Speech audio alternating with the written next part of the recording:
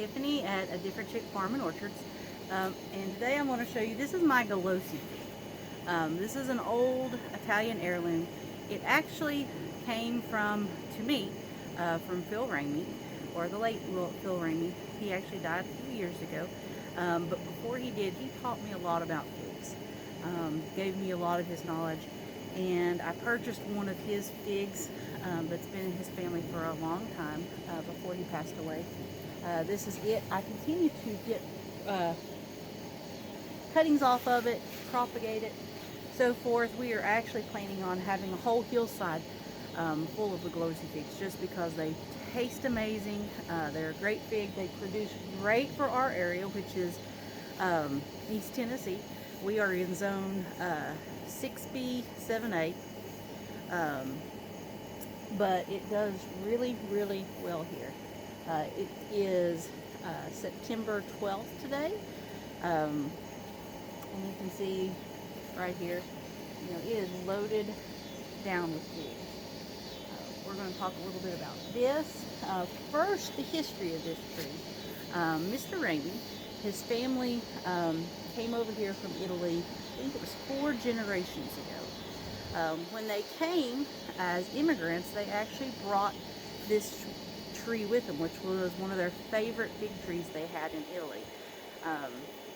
When they brought it, they were actually in Virginia at the time, and they had it in Virginia for a couple generations.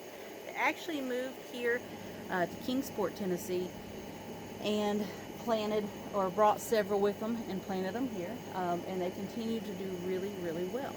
So they have sold many to the different places around, any growers, and I love telling the story because it is a great story from a great family, and it's great to have some of that history about the plants, where they came from, how they got here, because figs are not native to our area at all, but they do work well.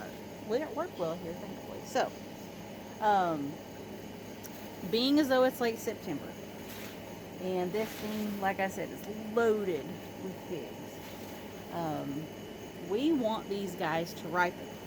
So, when you want your figs to ripen, you don't have a whole lot of time. Now, for us, we probably won't see our first frost until mid-October. That's only about 3 to 4 weeks away. That may not give all of these figs the time they need to ripen.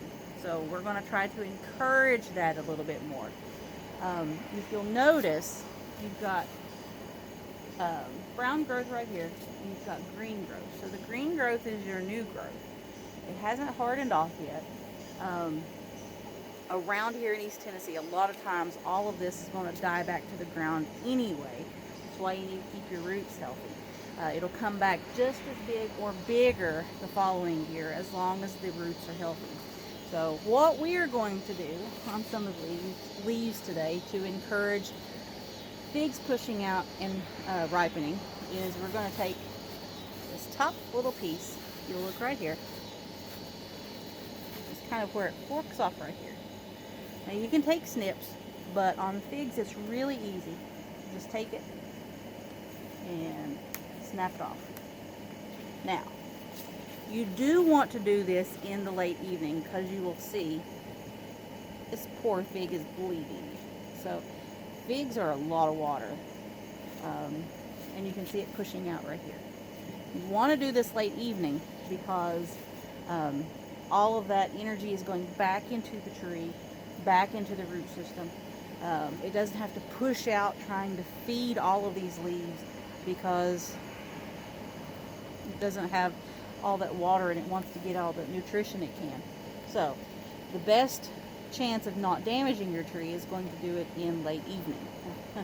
It has not rained here in a long time, and it is actually starting to rain, so we'll see how much of this we can get through before we have to go inside. But it's a very sticky substance, but you want to do that. You can see right here, you've got pretty good size, not too big, too small. You got tiny little bitty figs. What this is going to do, it's going to actually help put that energy in that little fig. So we're going to take this one, And we're going to snap it off. Awesome. Now, we do have a little bit of a treat today because Morgan noticed the other day that she had a fig that was ripening. So we're going to go over here and look at it.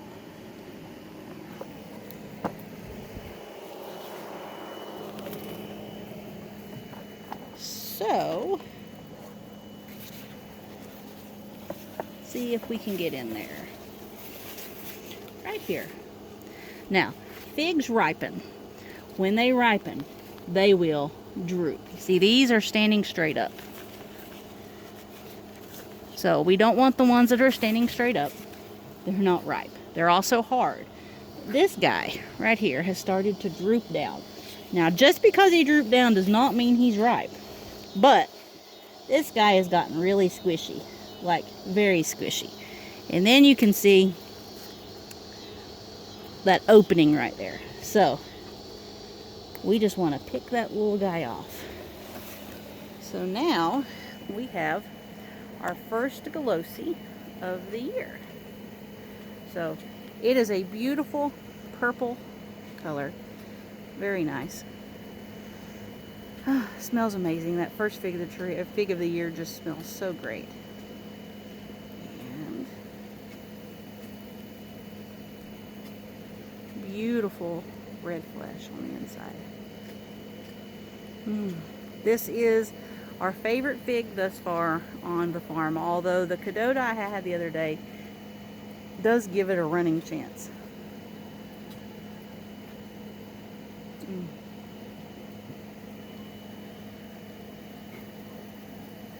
Always, never disappoints. Always such a great fig.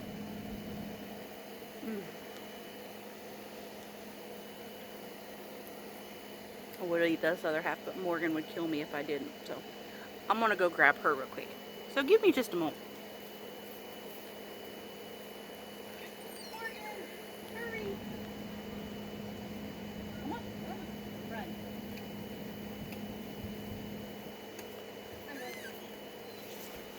Okay, so I have grabbed Morgan now, and she's gonna be disappointed because I already picked her fig. Wow. And I already ate half of it. So, you're going to tell me what you think of our favorite fig. Come on now, but that's pretty good. I'm not gonna lie. So definitely better than the one I had the other day. Yeah, better than the Very Cadota. pretty. Yeah. No, it's all gone. So, that's our Galosi. We've got several more planted all over. We've got, of course, if you've seen our other videos on container figs, a lot growing in containers also. But this is one of the ones that we grow for our area. And we also sell some of the cuttings off of it.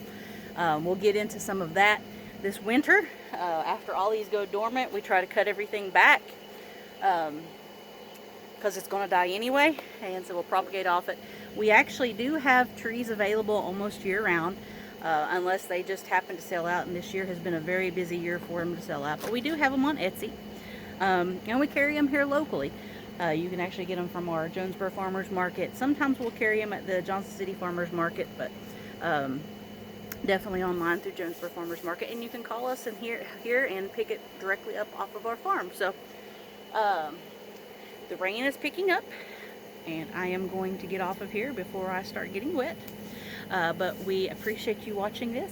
Hope you enjoy, and if you desire one of these Galosi figs, you know where to get them from. Thank you. God bless, and have an amazing day.